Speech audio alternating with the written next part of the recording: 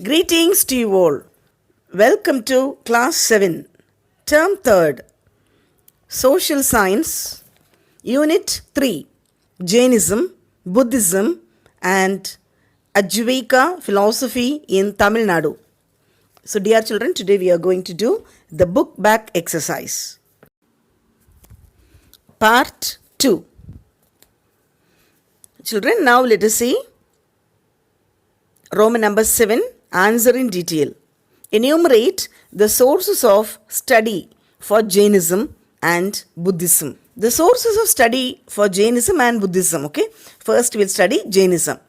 Mahavir's preaching was orally transmitted by his disciples over the course of about 1000 years.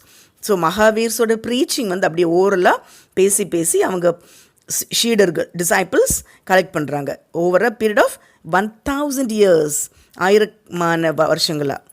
200 years after the death of Mahavira, Jain scholars attempted to codify the canon by convening an assembly, first Jain council, Pataliputra. The second held at Vallabi in the AD 5th century was a successful one.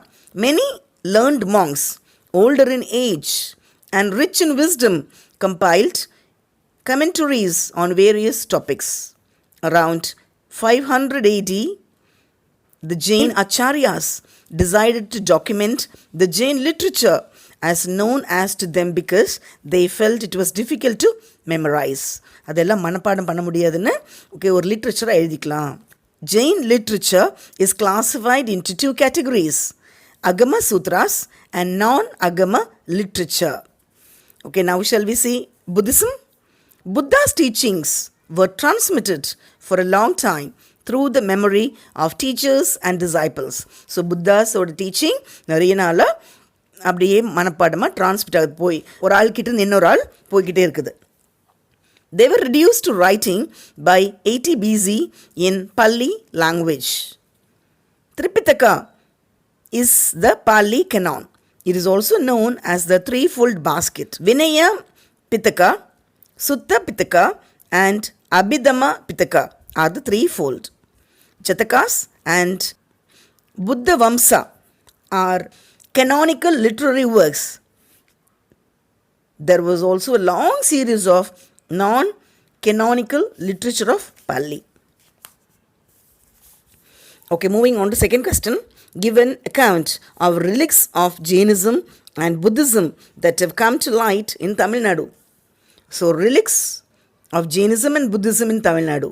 So, first we'll study relics of Jainism. There is a clear evidence of the movements of the Jains from Karnataka to the Congo regions, Kaveri Delta, Pudukkottai region and Pandya kingdom. Sittanavasal cave temple, 70 meters above the ground. 17 rock beds. Tamil Bhami inscription, free course. Kanchipuram, Trilok Yoganatha, Jinnaswamy temple. Tirupati Kundram, Chandraprabha temple. Mural painting Jain vestige in many villages. Kalugumalai Jain rock cut temple, 8th century. King Parantaka Nedunchediyan. Panchavar Padukai. There are also Jain temples in Velur, Tirumalai, Madurai in Tamil Nadu. Now relics of Buddhism. The evidences support of the spread of Buddhism in some monuments in the Pandya kingdom. The monuments are in caverns known as Pancha Pandava Malai. The presence of Veerasoryam, 11th century grammar text, and the discovery of Buddhist bronze, 13th century, Nagapattinam, testify the presence of Buddhism. The sculptures of Buddha are seen in Thiaganur village, Salem district. Chudamani Vihara was at Nagapattinam. Manimegalai, Sittalai, Sethanur, Mettavilasa Prahasana, Mahendravarman are records of Buddhism. Vihara, Kaveri Pumpattinam, a 1.03 meter Buddha statue, Padmasana pose. Tirunatiyakudi in Tiruvarur district are also the relics of Buddhism. Now moving on to question 3, discuss the essence of Ajivika philosophy and its presence in Tamil Nadu. So Ajivika philosophy. The Ajivikas believed in the doctrine of karma, transmigration of the soul and determinism. The Ajivikas practiced asceticism of a severe type. Their philosophy is known from the Vedic hymns, the Brahmanas, Aryankas, and other ancient Sanskrit compilation and treatises of the pre-Jain and pre-Buddhist age. The presence of Ajivika in Tamil Nadu. After the collapse of Mauryan Empire, the sect declined in northern India. Then it spread into southern India.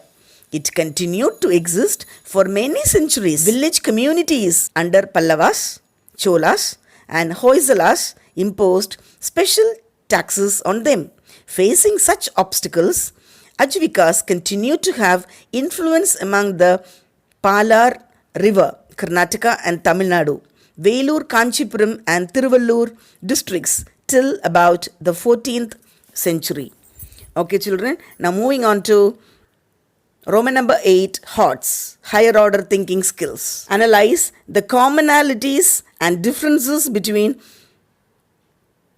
heterodox religions and Vedic religion. Commonalities and differences between heterodox religion and Vedic religion.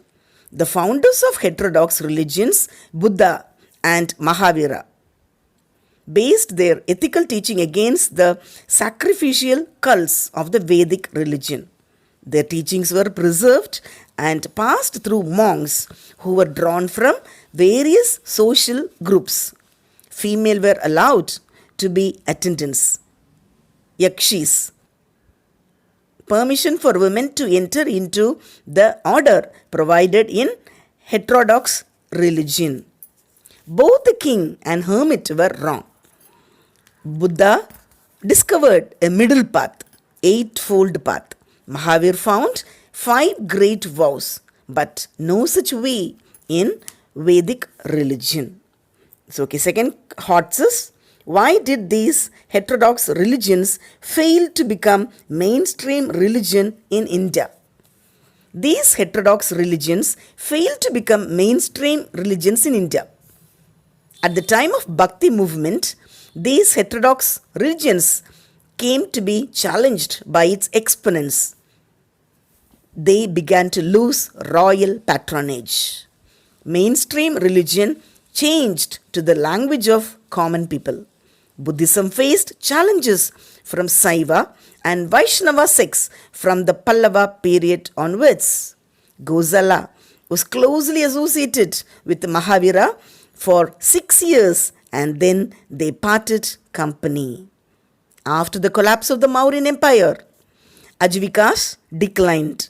Village communities under Pallavas, Cholas and Hoysalas imposed special taxes on them. இதோ இந்த ரீசன்ஸால தான் அவங்களோட religion இன்னும் நல்ல வளர்ச்சி அடையலை தமிழ்நாட்டில். Fine children, I hope all of you understood. Listen again and read the book again. Then you'll understand better. Thank you.